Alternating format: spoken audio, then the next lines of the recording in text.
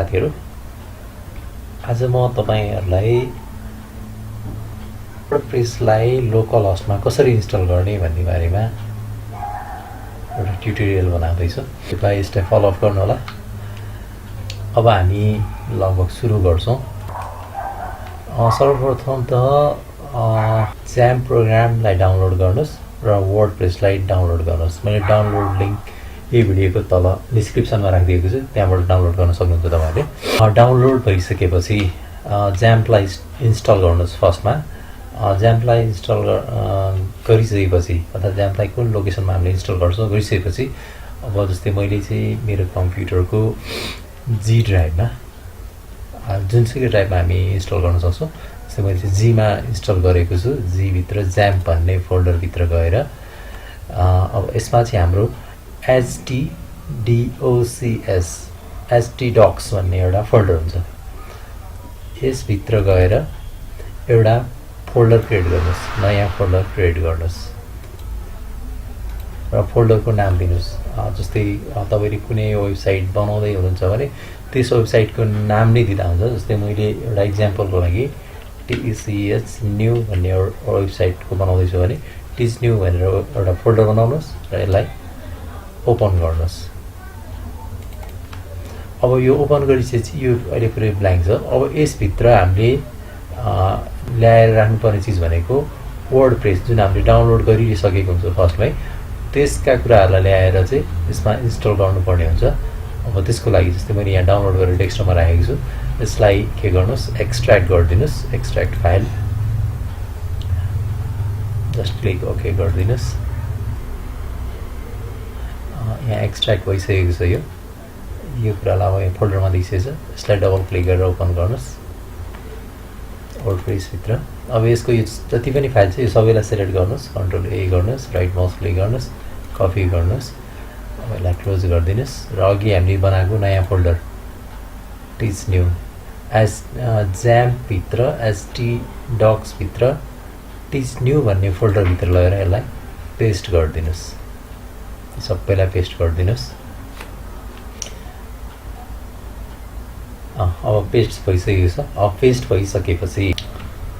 अब पेस्ट भइसकेपछि यसलाई क्लोज गरिदिनुस् र अब XAMPP लाई खोल्नुहोस् सिधै रनमा गएर XAMPP टाइप गर्न सक्छौं हामी त्यो टाइप गर्ने बित्तिकै यसरी XAMPP यहाँ देखाइसकेछ यसमा क्लिक गर्नुस् XAMPP खुल्छ अब यो XAMPP खुलिसकेपछि यसलाई रन गराइदिनुस् यसमा यो फर्स्टको अपाचे र MySQL लाई यहाँनिर रन गराइदिनु पर्ने हुन्छ मेरो मैले रनिङ भइराखेको छ स्टप भनेर देखाइरहेको छ यहाँ स्टार्ट बटन लेखेको देखियो भने त्यसमा क्लिक गर्दैछु यो आफै स्टार्टिङ हुन्छ र यो ग्रीन सिग्नल देखिन्छ दुबैमा र यसलाई मिनिमाइज गरेर राख्दिनुस् अब के गर्छौं भने अब हामी ब्राउजर खोल्छौं ब्राउजर खोल्नुस् अब ब्राउजरमा गएर अब हामी ब्राउजरमा गएर चाहिँ डेटाबेस क्रिएट गर्नुपर्ने हुन्छ डेटाबेस त्यसको लागि टाइप गर्नुस् localhost localhost /php my admin यति टाइप गर्नुस् localhost /php my admin type गरेर इन्टर प्रेस गर्नुस्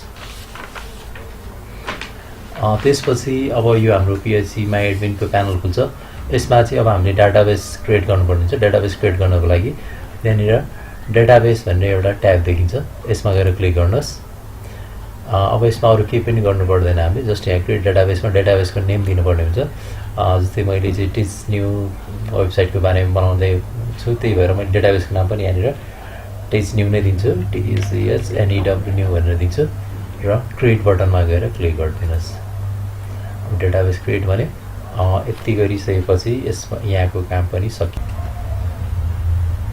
अब ब्राउजरको नयाँ अर्को ट्याबमा जानुस् यहाँ गएर फेरि टाइप गर्नुस्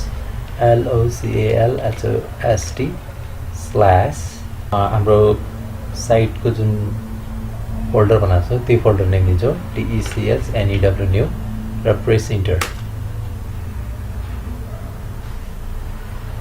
अब यसले चाहिँ हाम्रो यहाँ वर्डप्रेसलाई इन्स्टल गर्नको लागि स्टेपमा छौं हामी यति प्रेस गरिसकेपछि अब यहाँनिर language choose गरिदिनुस् English United state त्यसपछि कन्टिन्युमा क्लिक गर्नुस् त्यसपछि यसमा अब यो कुराहरू पढ्न सक्नुहुन्छ तपाईले। अब यसमा हामी लेट्स गोमा क्लिक गरिदिनुस्। अब यहाँनिर चाहिँ यो फिलअप गर्नुपर्ने हुन्छ हामीले।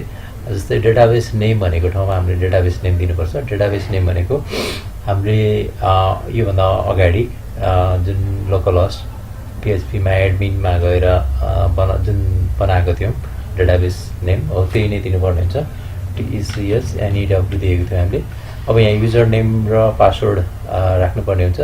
जस्ट यहाँनिर हामी रुट भनेर लेखिदिन्छौँ, पासवर्ड हामी ब्ल्याङ्क छोडिदिन्छौँ र अरू केही चलाउनु पर्दैन। यति गरेर सबमिटमा क्लिक गरिदिनुहोस्। अब त्यसपछि यो स्क्रिन आउँछ। यहाँनिर रन द इन्स्टलेसन हुन्छ। अब यो वर्डप्रेस इन्स्टलको लागि हो। रन द इन्स्टलेसनमा क्लिक गर्नुहोस्।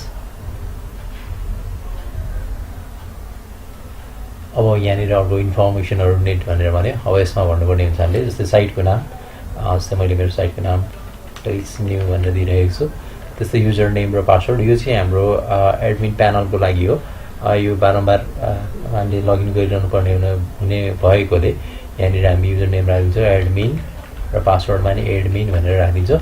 यसले विक पासवर्ड भनिरहेको छ, कन्फर्म गरिदिँदा हुन्छ, सम्झिन हाम्रो लागि हो। त्यसै गरी अब यहाँनिर इमेल एड्रेस भनेको छ। मैले मेरो एउटा इमेल एड्रेसलाई सेलेक्ट गरिदिन्छु।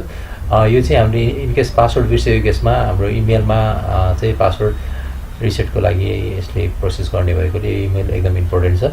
त्यसपछि यो चेक बक्सलाई खाली छोडिदिनुहोस् र जस्ट क्लिक गर्नुहोस् इन्स्टल वर्डप्रेसमा।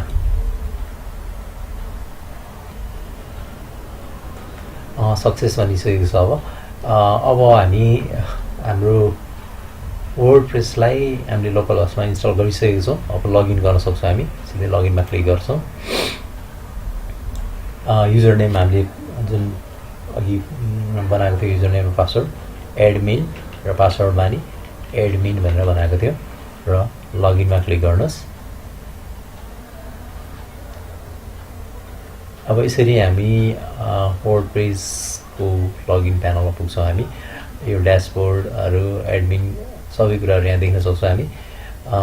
यो चाहिँ हाम्रो वर्डप्रेसलाई लोकल होस्टमा कसरी इन्स्टल गर्ने भन्ने प्रोसेस हो। अब यो जुन वर्डप्रेसको यी फिचर्सहरू छ यसको बारेमा म अर्को भिडियोमा चर्चा गर्नेछु। आजको लागि यति नै गर्छु। Thank you for watching. Please like subscribe my channel. Thank you.